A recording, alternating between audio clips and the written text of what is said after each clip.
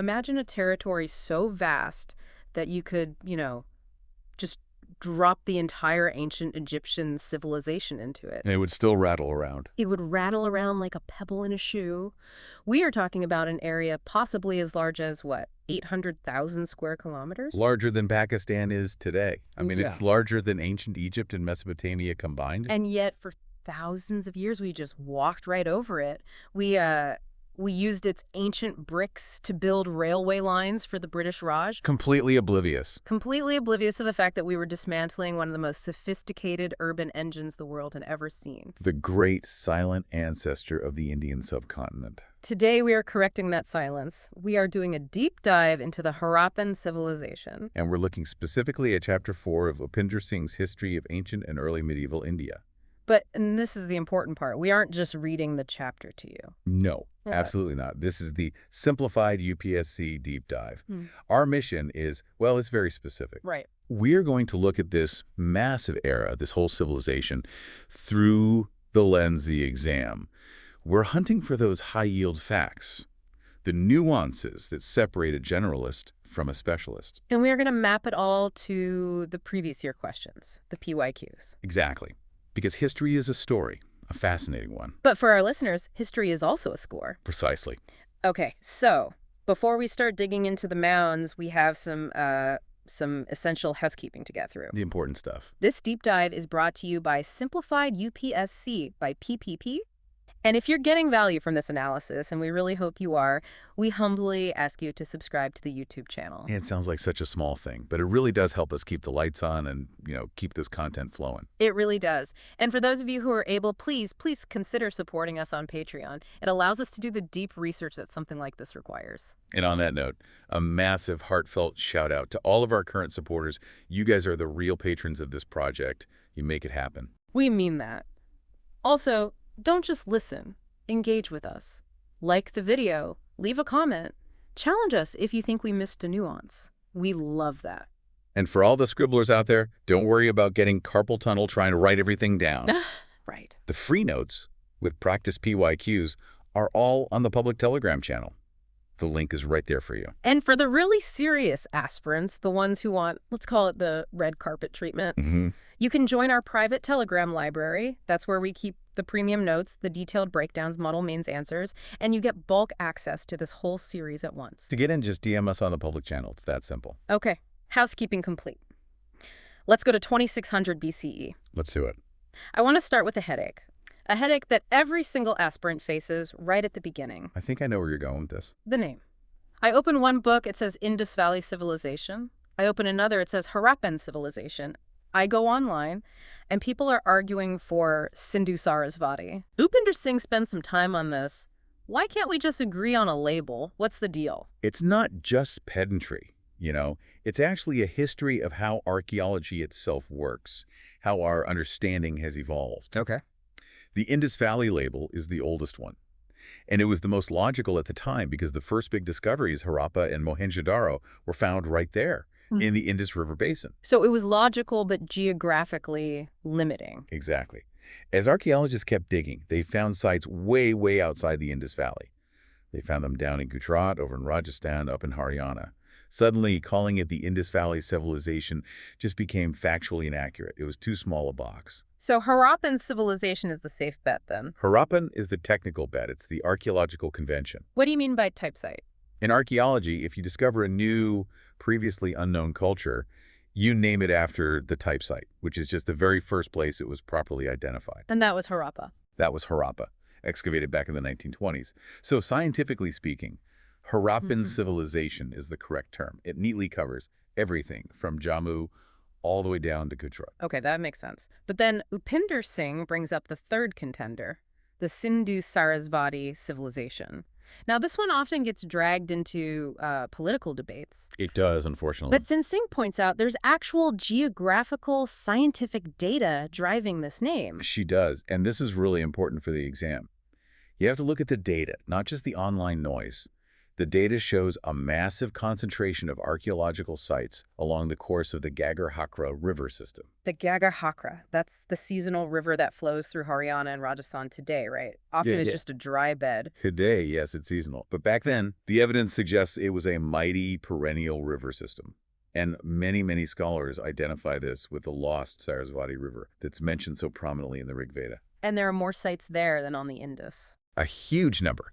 In fact, some surveys show there are more sediments clustered around this dried-up river than along the Indus itself. So for that reason, some scholars argue that Sindhu-Saraswati is actually the most descriptive and accurate name for the civilization. Okay, so let me break this down for the listener. Indus is the old, original geographic name. Right, the first one. Harappan is the correct archaeological convention. The scientific term. And Sindhu-Saraswati reflects the actual density of the population where most people were living. Spot on. You've got it. Okay, let's map this beast. I said larger than Egypt. Help us visualize the borders. If I'm a Harappan trader, walking the roads, where does my world end? Well, you'd be walking a lot. It's a massive diamond shape, roughly. And diamond. Okay. In the extreme north, your limit is a site called Manda. Manda. That's in Jammu, right? Right on the Beas River. That's your northernmost outpost. Now let's drop all the way south, down the coast. To Gujarat. To Gujarat. You hit sites like Movan or Bogatrav near the Narmada estuary. Wow, that is a huge, varied landscape. You're going from the Himalayan foothills to the Arabian seacoast. And it gets wider. Go west, all the way to the Makran coast, which is near the border of modern-day Iran. Okay. There's a site there called Sutkot-Gendor. Sutkot-Gendor always sounds like a fortress from Lord of the Rings to me. It basically was. It was a heavily fortified citadel, almost certainly a trading outpost, a gateway for maritime trade with the Persian Gulf. So that's the western edge. What about the east? In the east, you stretch all the way to Alamgirpur. Which is in Uttar Pradesh. I didn't realize it went that far. Western UP, on the Hindon River. So you see this massive spread. But, and Upinder Singh makes a point to highlight this, there is an outlier. A site that breaks the contiguous map. An outlier. Shortakai. Shortakai. Yeah. Right, this is the one in Afghanistan. Way up in northern Afghanistan, near the Oxus River. It's nowhere near the Indus or the Ghaggar-Hakra. It's totally isolated. So what on earth is it doing there?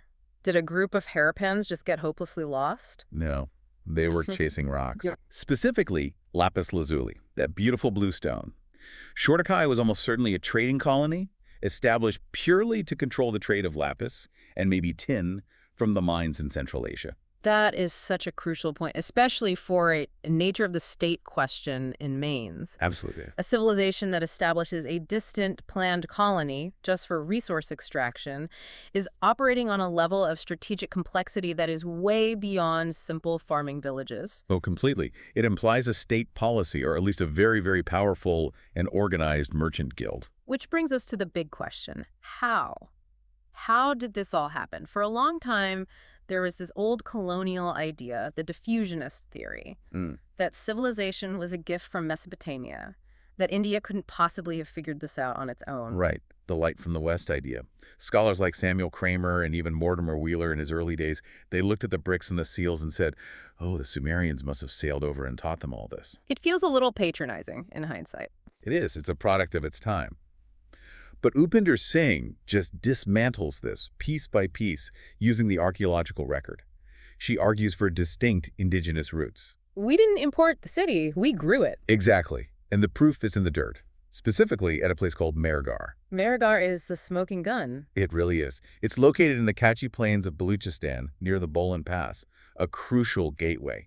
And it gives us this incredible continuous timeline of settlement starting from around 7,000 BCE. 7,000 BCE, that's what, 4,500 years before the Great Bath was built? Roughly, yes. And in Curry Light of Mehrgarh, the earliest level, we can see the transition from hunting and gathering to settled agriculture. We see them start to build rectangular mud brick houses. And they're domesticating animals? They are. And crucially, they are domesticating local zebu cattle. Local cattle, that's key. So they didn't import the cows from the West. Nope. The bone structure proves the cattle were indigenous to the subcontinent.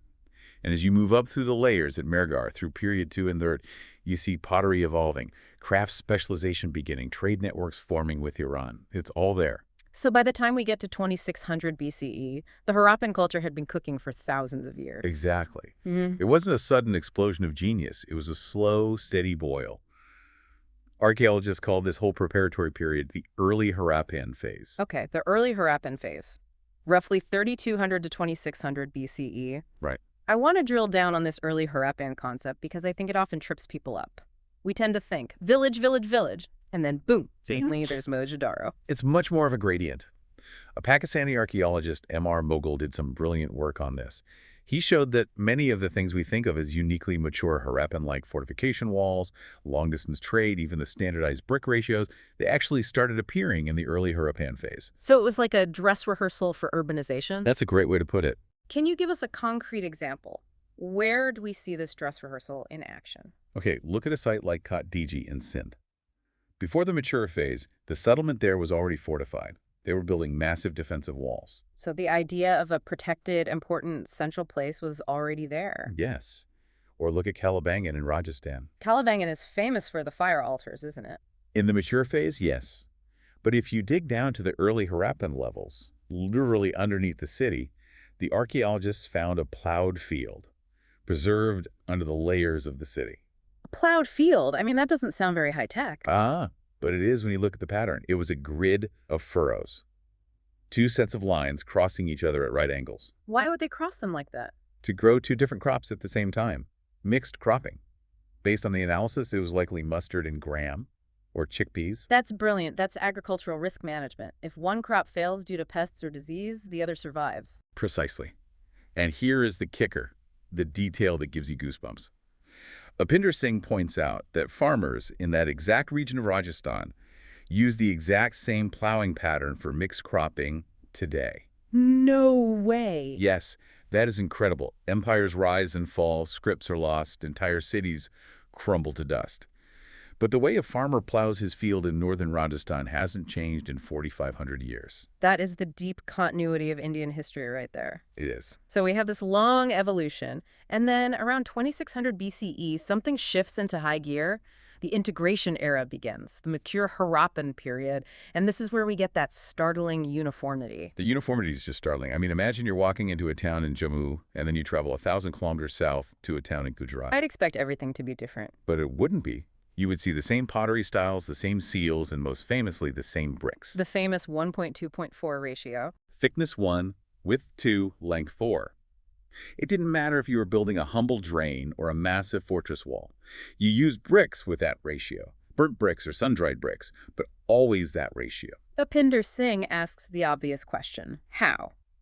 How do you enforce a standard brick size over an area twice the size of modern Germany without telephones, without a postal service, without a bureaucracy as we know it? It just suggests a level of communication, control, and regulation that we struggle to comprehend. It might not have been a single emperor ruling from a golden throne. It could have been something else. Perhaps a very strict and powerful guild system, or maybe a very pervasive religious political ideology that dictated this is the proper way we build things. Let's talk about that building, town planning. This is the USP of the Harappans. If you get a mains question on urbanization, you absolutely have to talk about the grid. The chessboard pattern, yes. Streets cutting each other at perfect 90-degree angles, creating these neat residential blocks. But the real hallmark, the classic layout, is the binary division of the city. The citadel and the lower town. Right. The standard model, which you see clearly at Harappa and Mohenjo-daro, is a raised, fortified platform to the west, which we call the citadel. And a much larger residential area to the east, the lower town. Exactly. So the citadel was the VIP zone, the government center. Most likely. It contained all the massive public structures, the Great Bath, the warehouses or granaries, the assembly halls, and it was walled off, separate from the rest of the city. It just screams social stratification. The rulers or priests or whoever was in charge lived up high, protected. The commoners lived down below. It certainly suggests a clear hierarchy. But in mission or for every rule in history, there's always an exception. A headache. And the headache here is Dholavira. Dholavira always complicates things, doesn't it? It's out there in the Rann of Kutch in Gujarat. And it does not follow the binary model at all. It has three parts. It does. A citadel, a middle town, and a lower town. Each one separately fortified. And what's more, is built almost entirely of stone, whereas the Indus Valley sites were overwhelmingly brick. Why the difference? Just adapting to the local environment. That's the most likely explanation. They had fantastic stone available in Kutch, so they used it. But that little town is fascinating.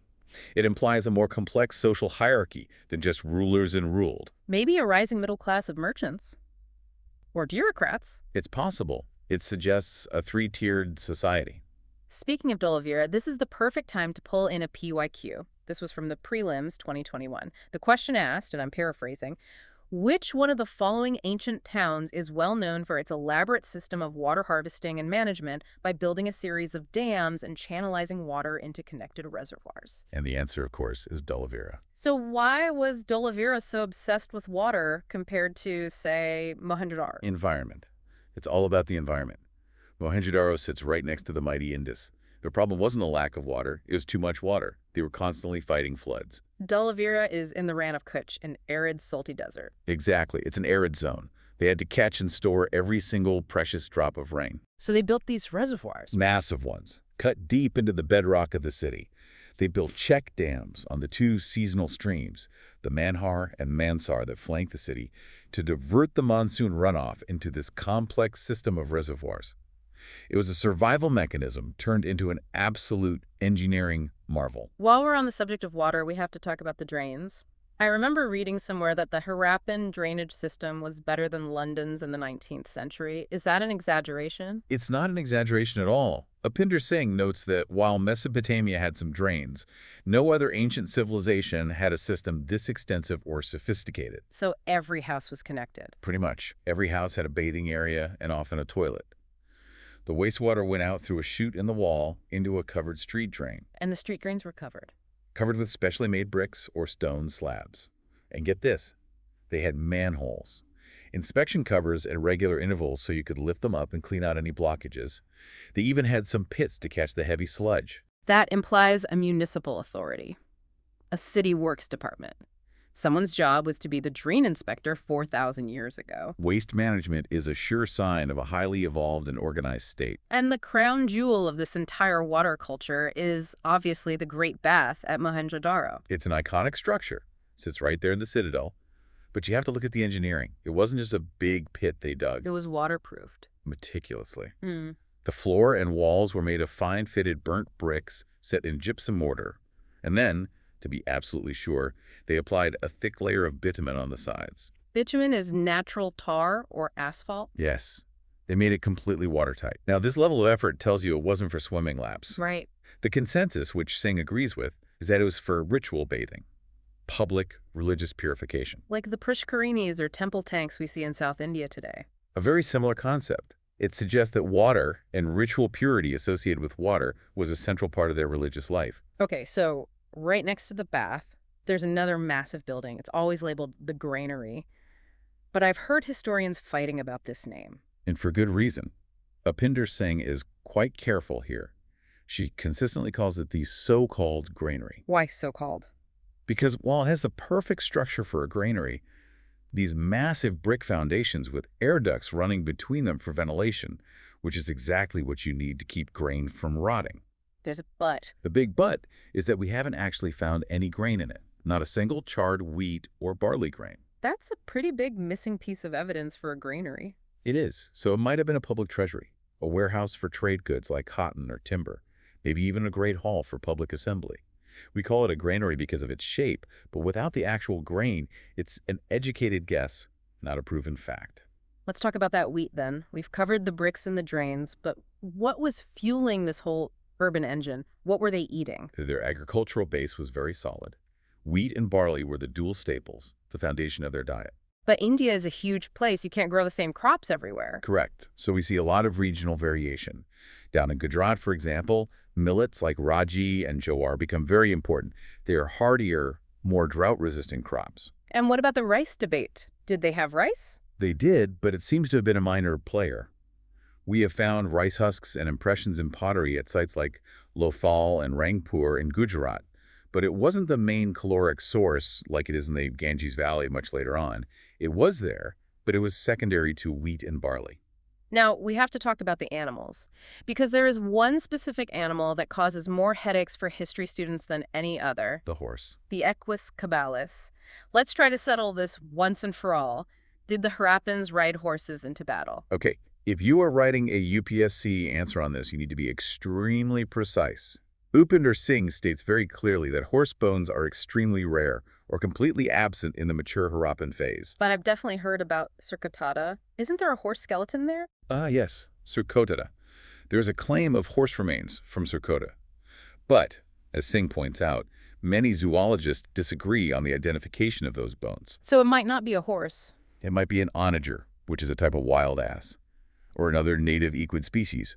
The point is, the evidence is highly contentious and not universally accepted.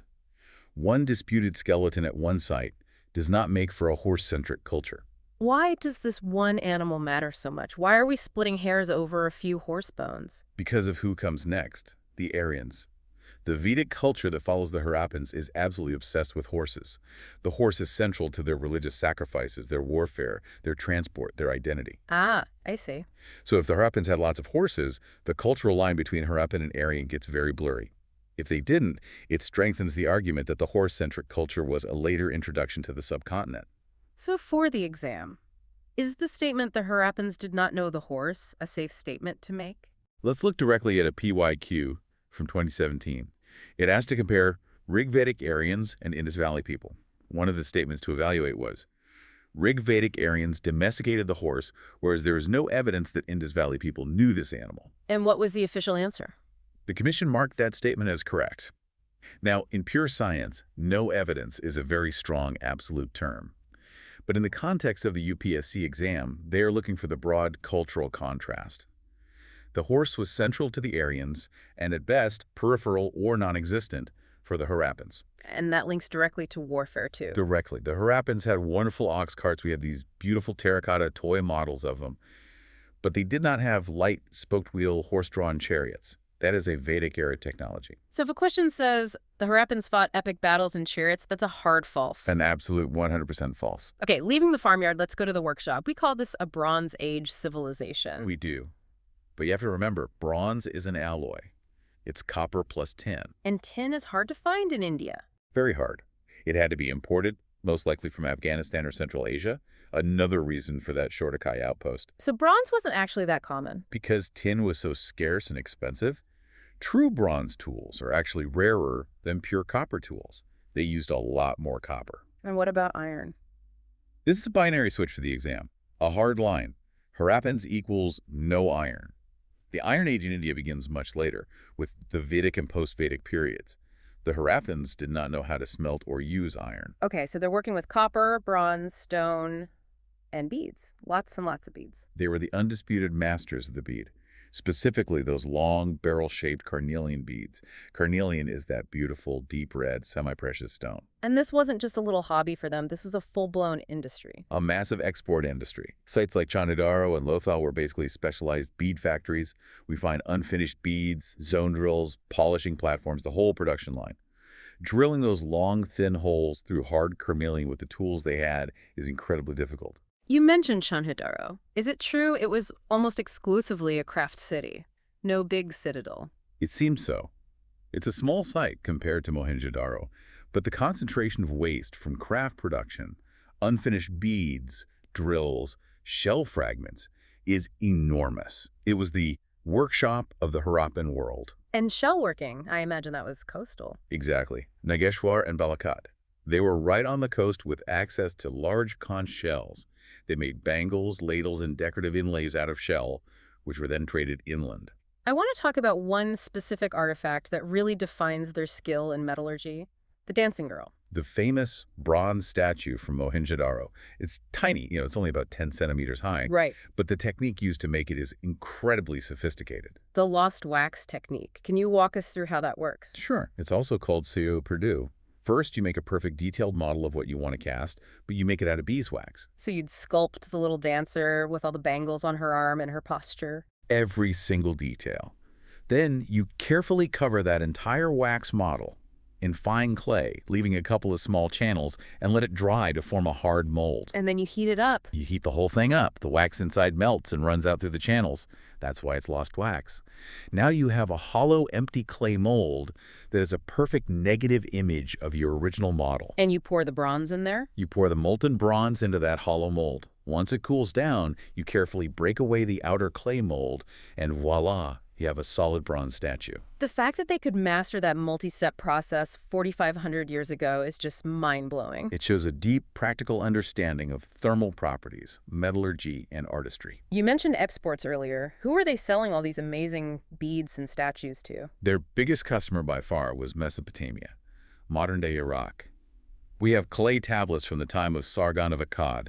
We're talking roughly 2300 BCE that mention ships docking from 3 foreign lands, Dilmun, Magan, and Meluha. Dilmun is modern Bahrain, right? The middleman.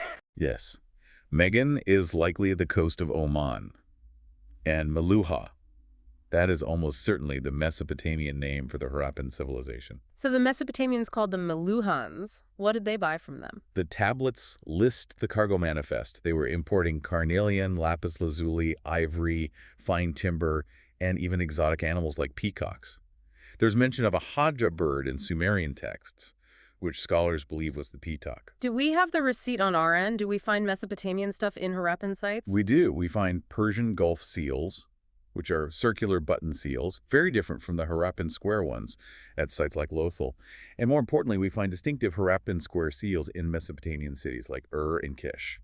The evidence is undeniable. It was a truly globalized economy, even back then. It absolutely was. This brings us to the seals themselves and the script. We've been talking for a while now, and we haven't even mentioned what language they spoke. Because we don't know. The Harappan script is the great unsolved mystery, the holy grail of Indian archaeology. It's found on thousands of these small, square, steatite seals, usually accompanied by a beautifully carved animal motif. The unicorn is the most common animal, right? By far. That single-horned bull, the unicorn. But we also see humped bulls, tigers, elephants, and rhinos. And above the animal, there's always a short line of symbols. But we can't read it. No. It remains undeciphered. We don't even know what language family it belongs to. Is it an early form of a Dravidian language? An Indo-European one? Or something else entirely, a language isolated that has been lost to time? We just don't know. But we do know the direction it was written in, which is interesting. Yes, it's a style called Boustrophedon. Which means, as the ox turns in Greek. Exactly. You write the first line from right to left, and the next line from left to right, and so on, back and forth like an ox plowing a field. How can we possibly know that if we can't read the words? By looking at the spacing of the symbols. On the lines written from right to left, you can often see the symbols get a little squished together at the left end. The scribe was running out of space. That is such a human detail. Oh no, I didn't plan my line well. Even in 2500 BCE. It's those little details that bring them to life. And while most of this writing is on tiny seals, Dholavira, again, the rule breaker, gave us something truly unique, the signboard. What does that look like? It was found near the main gateway to the citadel. It was a large wooden board, which has since decayed, but the letters, or symbols, survived. There are 10 massive symbols made of white gypsum paste. Each symbol is about 37 centimeters high. Whoa, so this wasn't for stamping a little piece of clay, this was for the public to see from a distance, a real sign. It strongly implies that literacy, or at least the recognition of these important symbols, wasn't just for a tiny elite of scribes. It was meant to be read, or at least recognized, by the common people entering the city. Without the script, reconstructing their politics is just a guessing game. Was there a king, an emperor? We just don't know. We see the incredible uniformity, the bricks, the weights, the pottery, which suggests a strong central authority. But we don't find the massive, ostentatious palaces that you see in Egypt or Mesopotamia. But we do have the famous priest-king statue. A stone bust from Mohenjo-Daro, yes. A bearded man, eyes half closed as if in meditation, wearing a robe decorated with a trefoil pattern. Why do we call him the priest-king? It's a label the early archaeologists gave him because he looked both regal and priestly. But Upinder Singh is quick to remind us. We have zero evidence he was a priest or a king. He could be an ancestor figure, a deity, a wealthy merchant. The name has just stuck. Let's pivot to religion. If they didn't have massive temples, and that's a key point, no ziggurats like in Mesopotamia, where did they pray? Their religion seems to have been more personal or perhaps more focused on nature and ritual acts. We find thousands and thousands of terracotta figurines of women. The mother goddess figures? Heavy hips, elaborate fan-shaped headgear, lots of jewelry. The sheer number of them suggests they were kept in almost every home.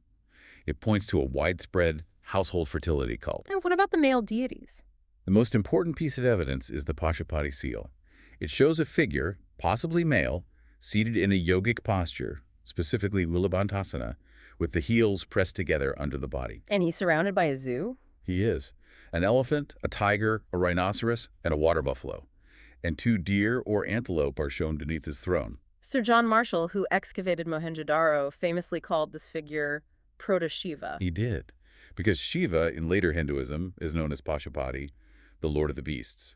And of course Shiva is the great yogi, the Mahayogi. The connection is very tempting. But is it a sure thing? Singh urges caution.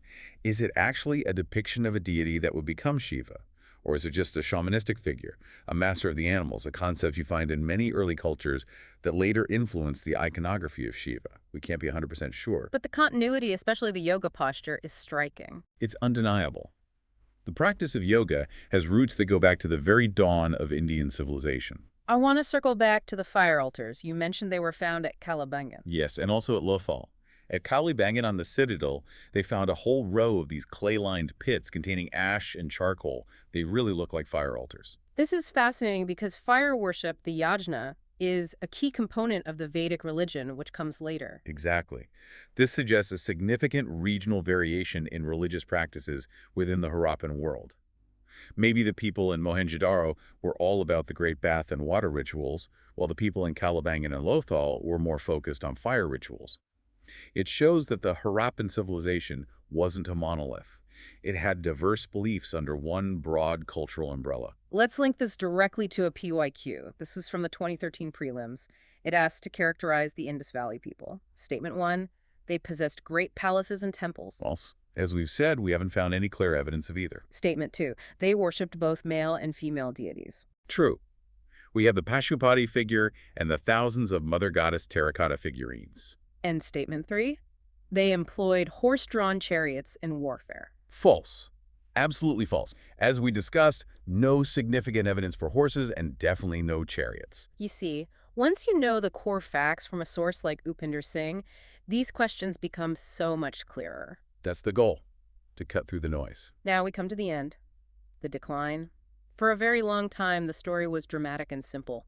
The Aryans on their horses came thundering down from the mountains and destroyed the peaceful cities. The Aryan invasion theory. It was championed by Sir Mortimer Wheeler, who was the Director General of the ASI. He famously wrote, on circumstantial evidence, Indra stands accused. Indra, being the Vedic god of war, the Purandara, or destroyer forts. Wheeler based this theory on a group of about 30 skeletons found scattered in the streets of Mohenjo-Daro in the uppermost latest levels. He interpreted them as victims of a final, violent massacre. But modern science has stepped in to re-examine that evidence. Yes, and this is a crucial update. Upinder Singh cites the work of Kenneth Kennedy, a biological anthropologist who studied those very skeletons. And what did he find? He found 2 critical things. First, the skeletons weren't all from the same time period. They were from different strata, meaning they were buried over a period of decades or even centuries. You can't have a single massacre if the victims died 50 years apart. Okay, that's a major blow to the theory. And the second thing? The so-called wounds on the bones weren't from swords or axes. They were marks of erosion from being in the soil, or signs of healed-over injuries, and the actual cause of death. Many of them showed clear markers of chronic diseases like malaria and anemia. So they weren't killed by Indra's thunderbolt. They were killed by mosquitoes and poor health. Essentially, yes. The Aryan invasion theory, as a cause for the collapse of the cities, is largely rejected by modern archaeologists. The evidence just isn't there. So if it wasn't a war, what killed this magnificent urban civilization? The environment, and specifically the rivers. We have to go back to the Gagar-Hakra. The river that was the lifeline for so many of their cities. Tectonic movements in the Himalayas, what we call geological uplift, likely shifted the course of the Yamuna and Sutlej rivers. These 2 rivers were the main tributaries that fed the Gagar-Hakra. So the headwaters were diverted. The Yamuna shifted east to join the Ganga, and the Sutlej shifted west to join the Indus. The Gagar-Hakra, starved of its water sources, began to dry up and became the seasonal stream we see today. And you can't have massive agricultural surplus and thus cities without a reliable river. Exactly. On top of that, we have paleoclimatological evidence of a general weakening of the Asian monsoon around 2200 BCE. This great drought was a global event. It affected Egypt and Mesopotamia too. So the rivers dried up, the rains failed, and the surplus food disappeared. And without that surplus food, you can't support the non-food producers, the bead makers, the bricklayers, the seal carvers, the priests. The entire urban economic structure collapses. But Upinder Singh is very specific about the word collapse. She prefers to use the term de-urbanization. It's a much better term. Because the people didn't all just die out. They adapted, they moved, they abandoned the big, failing cities in the Indus and Ganga-Hakra valleys and migrated Where did they go? eastwards, towards the Ganga-Yamuna Doab, where there was more rainfall, and south into Gujarat and Maharashtra. They went back to being rural farmers in smaller settlements. So the Harappan people became the ancestors of the later rural population in North India. Exactly. The city died, but the civilization's people survived. The late Harappan phase, from about 1900 to 1300 BCE, shows this shift. The writing disappears. The standard weights and measures disappear. The long-distance trade stops. But the people and their pottery styles continue. Which brings us to the final point, the legacy. And this links beautifully to a mains question from 2015 GS1. It asked, to what extent has the urban planning and culture of the Indus Valley Civilization provided inputs to the present-day urbanization? It's a great question, and it's a bit of a trick question in a way. Because the urban planning itself, the grids and the drains, was largely lost. We don't see cities planned like that again in India for over 1,000 years. But the culture, that survived in countless ways. Like the weights. The binary system of weights, 1, 2, 4, 8, 16, 32, 64, was the basis of currency in India until the decimal system was introduced in the 1950s. The anna system, 16 annas to a rupee. That is a direct legacy of Harappan mathematics. The carts. The design of the solid-wheeled ox carts you can still see in rural Sindh today are nearly identical to the terracotta toy carts the Harappan children played with. And the religion, of course. The mother goddess worship, the proto-Shiva figure, the worship of sacred trees like the papal, the central importance of water purification rituals. These are arguably the very foundations of what would later become Hinduism. So the hardware, the bricks and the drains in the cities crumbled into dust. But the software, the beliefs, the math, the culture was downloaded into the next generation. That is a perfect analogy. Before we wrap this up, I want to leave our listener with a final provocative thought to mull over. Okay. We talk about this de-urbanization happening around 1900 BCE. The great cities empty out. Right, the end of the first urbanization. And we don't see a second urbanization. The rise of the Mahajanapadas, the great cities in the Gangetic Plain like Pataliputra and Varanasi, until around 600 BCE. That's a gap of 1,300 years, more than a millennium. So the question is, what happened to the memory of the city? Did an entire subcontinent just forget how to make burnt bricks on a mass scale? Did they forget how to plan a street grid? Or was it a conscious choice to turn away from that complex, fragile, urban lifestyle and live more simply for over 1,000 years? It's one of the great mysteries of Indian history, a millennium of rural living before the idea of the city rises again. Something to ponder. Indeed. We have covered a massive amount of ground today, from the 1.2.4 bricks to the drying of the Sarasvati. If you take just one thing away from this deep dive, remember the indigenous nature of this evolution. It wasn't a gift from the West. It was an Indian story, a story rooted in the soil of Mehrgarh and flowering in the cities of Mohenjo-daro and Dholavira. And for the exam, watch the traps. Remember the key distinctions: no horses, no iron, no temples, no chariots. But yes to incredible water management, yes to standardization, and yes to long-distance trade. You ready for the prelims? You are. Just a quick reminder before you go, if this deep dive helped you navigate the ruins and the textbooks, please subscribe to Simplified UPSC by PPP on YouTube. It really does help the channel grow. And remember, those free notes and the practice PYQs are waiting for you on the public Telegram channel. Go and grab them. They're for you. And if you want that premium experience, the super organized notes, the extra PYQs, the model mains answers, you can join the private Telegram library. Just DM us on the public channel to get the details. And a final huge thank you to our Patreon supporters. You are the ones who make these deep dives possible. Until next time, keep learning, keep questioning, and keep diving deep. Goodbye and good luck.